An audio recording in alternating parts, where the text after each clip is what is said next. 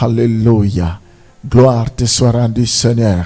Je te suis reconnaissant ce matin. Oui, Père, tu ne cesses de nous étonner. Tu es le maître des temps et des circonstances. Oui, le ciel des cieux ne peut pas te contenir. Tu es un Dieu saint, saint, saint. Oh Seigneur, je te bénis parce que les 4 êtres vivants se prosternent devant toi. Les 24 vieillards te disent, à toi la gloire, à toi l'honneur, à toi la puissance. Tu es Dieu, tu le resteras à jamais. Quel que soit le problème, tu es Dieu. Quelles que soient les situations, tu es Dieu. Tu n'as jamais été limité. Tu as toujours une solution pour chacun d'entre nous. Tu as 1001 solutions, Seigneur, à tous nos problèmes. Devant la mort de Lazare, tu n'as pas tremblé, tu es resté constant. Tu as dit que ce n'est pas une maladie qui t'amènera à la mort. Malgré que Lazare est mort, tu es resté constant, Seigneur. Tu as dit, où l'avez-vous mis? Quand tu es arrivé devant le tombeau de Lazare, tu as dit, Lazare, sors. Après avoir demandé qu'on déplace la pierre, tu as dit, Lazare, sors. Oh, tu es Dieu. Toi qui as ressuscité Lazare, tu es capable de nous ressusciter. Que tout ce qui était mort dans nos vies revienne à la vie. Tu es capable de le faire. Tu as changé l'eau en vin. Seigneur, tu es un Dieu de miracles. Ce matin, je confesse le miracle dans ma vie. Je confesse le miracle dans la vie de chacun de tes enfants. Toi qui as arrêté la tempête, tu as menacé le vent. Silence. Tais-toi, toi qui as guéri les malades. La Bible dit, tu allais de ville en ville guérissant les malades. C'est pourquoi ta renommée s'est accrue. Tu es le même hier, aujourd'hui, éternellement. Ce matin, tu es capable d'opérer les miracles. Ce matin, tu es capable de guérir les malades. Tu es capable de ressusciter les morts. Ce matin, tu es capable, Seigneur, de faire marcher les paralytiques, de recouvrir les yeux des aveugles. Oh Seigneur, de purifier les lépreux. Sois béni. La Bible dit, l'Esprit du Seigneur est sur moi. Il m'a envoyé pour libérer les captifs. Si le Fils vous a franchi, vous serez réellement libre. Merci Seigneur, parce que c'est toi qui as franchi. Oui Seigneur, tu continues encore à agir jusqu'à ce jour. Je te bénis parce qu'à toi il n'y a point de changement ni de variation d'ombre. Alléluia. Kora Santa Rabashi Rikamana Santa Yokonomana Santa Rabababa Erama Santa Yokonomana Santa Rababa. Tu n'es pas semblable au Dieu de Baal. Tu es celui qui entend les prières. Oui, tu réponds à nos prières. Tu agis, tu Père éternel, c'est toi qui fais la différence. La Bible dit, vous verrez désormais la différence entre ceux qui me servent et ceux qui ne me servent pas. Manifeste-toi ce matin. Nous voulons un rendez-vous divin. Nous voulons, Seigneur, que tu nous parles comme si tu nous avais jamais parlé. Je te bénis. Ouvre nos yeux spirituels ce matin. Ouvre nos oreilles spirituelles ce matin. Au nom de Jésus.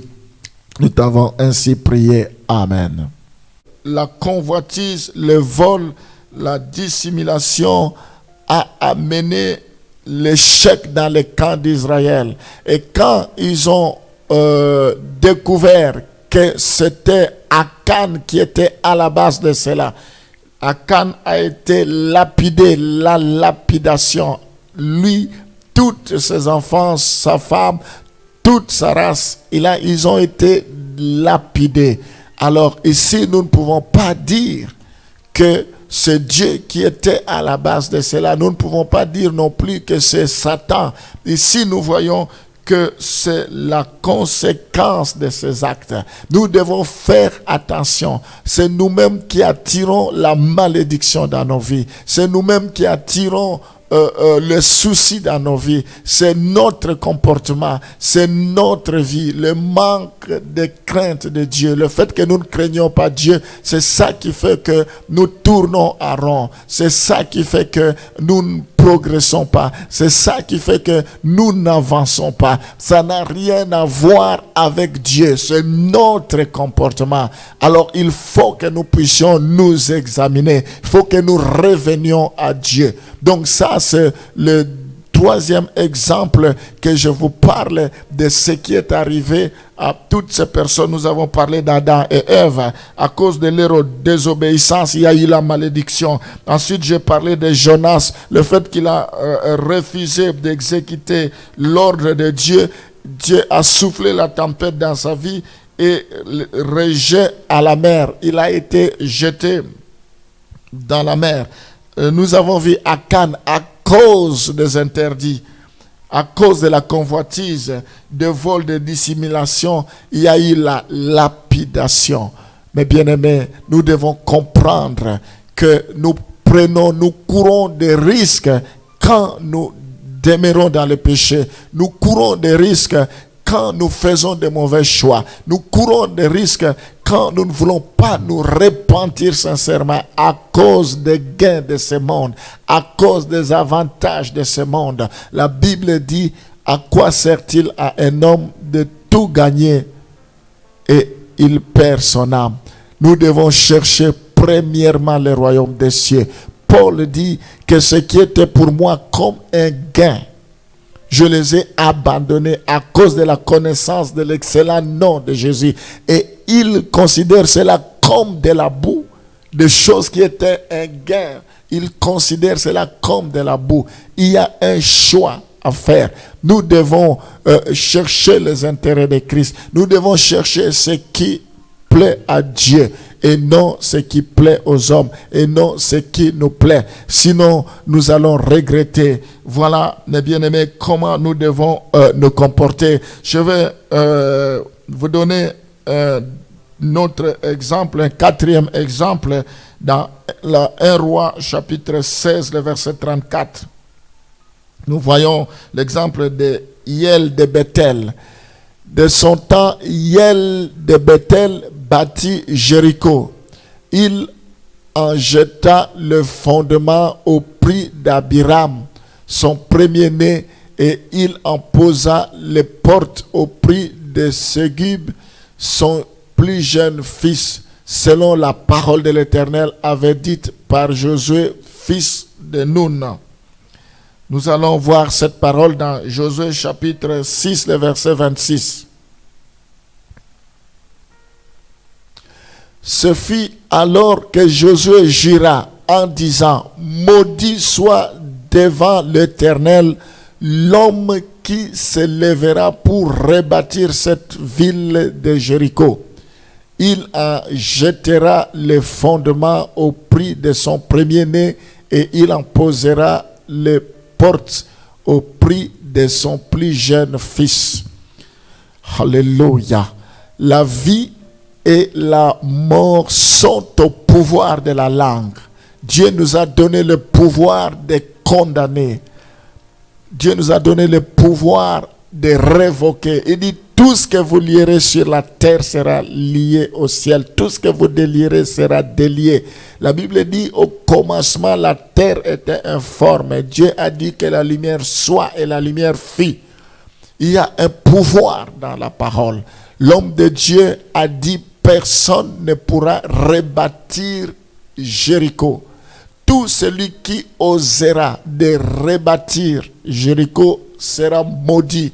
Il va perdre son premier fils et il en posera les portes au prix de son plus jeune fils. Le premier fils et le plus jeune fils, qui qu'il soit, il y avait la malédiction.